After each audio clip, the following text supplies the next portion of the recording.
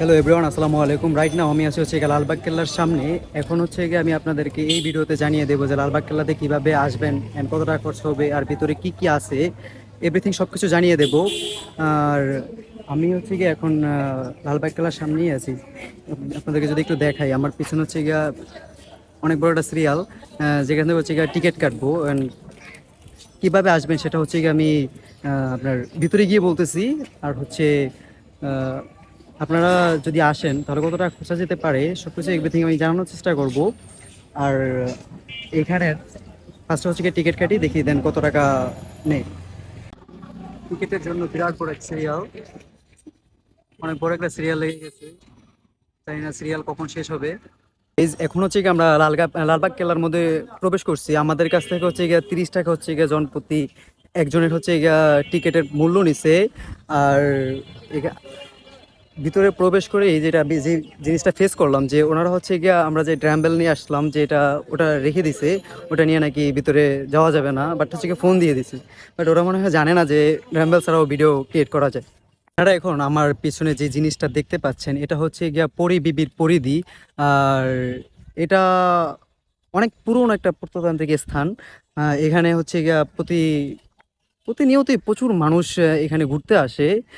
এখন পর্যন্ত সেরকম কোনো কিছু দেখিনি যেটা এখানের অনেক সুন্দর হবে। বাট এই এরিয়াটা আপনাদেরকে যদি একটু এরিয়াটা দেখাই, এরিয়াটা অনেক সুন্দর। যেরকম ওরা গাছগুলো সুন্দরভাবে ডেকোরেশন করছে। দেন এভরিথিং সব কিছুই মোটামুটি আমার কাছে ভালো লাগতেছে। ওদের যে সিস্টেমটা, এই কোয়ালিটিটা, যে সিস্টেমটা, এটা প্রচুর ভালো লাগতেছে। সুন্দরভাবে গাছগুলোকে কাটিং করে রাখা, দেন সরু রাস্তাগুলোকে একদম ক্লিন পরিষ্কার করে রাখা, অনেক সুন্দর একটা প্লেস। মুঘল রাজপুত্র আজম শাহ বাংলার সুবেদার থাকাকালীন ১৬৭৮ সালে এটির নির্মাণ কাজ শুরু করেন।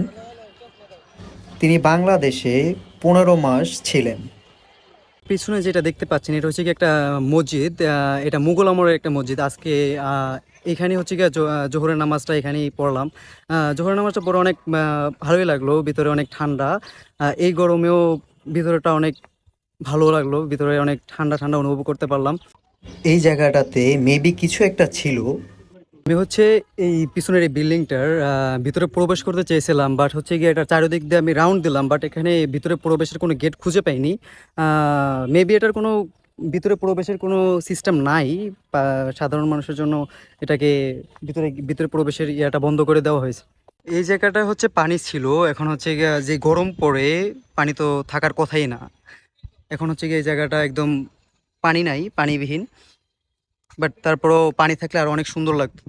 আর আমি যে জায়গাটা আসলাম, আমার এই সাইডটাতে সৈনিকদের ব্রাক ছিল এটাতে। সৈনিকরা এখানে তাদের ইয়ে করতেন, এখানে তাদের সমাহর ছিল। এই জায়গাটি দিয়ে গোপন সুড়ঙ্গের একটি পথ উপরের দিকে গেল। বর্তমানে আমি যে প্লেসটাতে আছি, এটা সৈনিকদের এদিক দিয়ে উপরে যাওয়ার একটা সিঁড়ি আছে, এদিক দিয়ে উপরে যাওয়া যায়। আপনাদেরকে যদি দেখাই, এই দিকটা দিয়ে আমি উপরে আসলাম।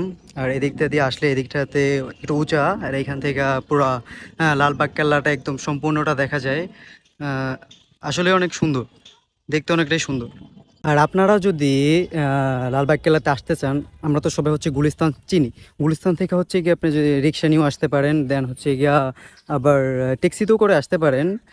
দেন সব মিলিয়ে আপনার রিক্সাতে আসলে 50-60 টাকা যাবে। আর ট্যাক্সিতে আসলে আপনি লালবাগ কেল্লার কথা বললেই ওরা 20 টাকা রাখবে। আর রিক্সাতে আসলে 50-60 টাকা রাখতে পারে। লালবাগ কেল্লার একদম আপনাদেরকে যদি আমি একটু দেখাই, এই সাইডটা একদম গেটের অপোজিট সাইডটা। এইখানটা অনেক পুরনো একটা প্লেস। এটা দেখলেই মনে হয় যে অনেক পুরনো, আর আসলে এটা অনেক পুরনো। মোটামুটি অনেক সুন্দর একটা প্লেস। আমার এই জিনিসটা দেখে অনেক বেশি ভালো লাগলো। আপনারা অবশ্যই এখানে আইসা ঘুরে যেতে পারেন, যে অনেক প্লেসটা আসলে অনেক সুন্দর। এই জায়গাটায় আছি, এই জায়গাটা গিয়া গোপন সুড়ঙ্গ পথের মুখ ছিল এদিক দিয়া। এদিক দিয়ে একটা গোপন সুড়ঙ্গ পথে দিয়া এদিক দিয়ে যা চলাচল করা হইতো, গোপন সুড়ঙ্গের মুখই ছিল এটা। আর এই দিকটাতে ইটাগুলা একদম গিয়া সবকিছু একদম দিন দিন মাটির সাথে মিশে যাচ্ছে। এই জিনিসটা আরো সুন্দর ছিল, বাট এখন গিয়া দিন দিন একদম জোরে জোরে পড়ে যাচ্ছে। অ্যান্ড আমার জানি না কতদিন এই প্লেসটা থাকে, একটা সময় আসবে এটা একদম মাটির সাথে মিশে যাবে। সম্রাট আওরঙ্গজেব মুঘল রাজপুত্র আজম শাহকে দিল্লি পাঠিয়ে দেন। আপনি যদি হচ্ছে গিয়ে বসন্তর সময় আসেন, গাছে প্রচুর ফুল ফোটে যখন, তখন হচ্ছে গিয়ে আপনি অনেক সুন্দর একটা ফিল অনুভব করবেন। দেন হচ্ছে গিয়ে এখন গাছেতে সেরকম একটা ফুল নাই, গাছে অবশ্যই ফুল থাকলে অনেক সুন্দর লাগতো।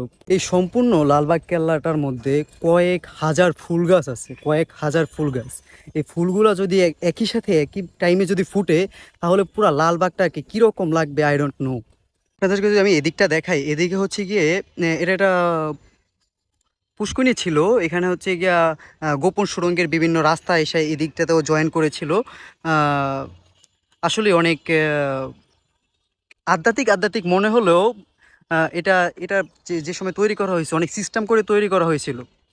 মুঘল আমলের যে যারা এই কাজগুলা করেছে, আসলে সেই সময়ে সেই সময়ের ইঞ্জিনিয়ারগুলা খুব এক্সপার্ট ছিল। Guys, এখন হচ্ছে গিয়ে এদিকটা হচ্ছে গিয়ে লালবাগ কেল্লার উপর একটা ওঠার সিঁড়ি ছিল, এদিক দিয়ে উপরে ওঠার সিঁড়িটা অফ করা, আপাতত এদিক দিয়ে ওঠা বন্ধ রয়েছে। এদিকে যদি আমি এদিকটা একটু দেখাই, এদিকে ভিতরে কিছু একটা ছিল, বাট এখন হচ্ছে গিয়া একদম সব স্তব্ধ হয়ে আছে। এদিক দিয়ে একটা কি দেখা যাচ্ছে, সম্রাট শায়েস্তা খাঁ 1680 সালে পুনরায় বাংলার সুবেদার হিসেবে ঢাকায় এসে দুর্গের নির্মাণ কাজ পুনরায় শুরু করেন। 1684 সালে এখানে শায়েস্তা খাঁর কন্যা পরিবিবির মৃত্যু ঘটে। কন্যার মৃত্যুর পর শায়েস্তা খাঁ এই দুর্গটিকে অপয়া মনে করেন এবং 1684 খ্রিস্টাব্দে অসমাপ্ত অবস্থায় এর নির্মাণ কাজ বন্ধ করে দেন।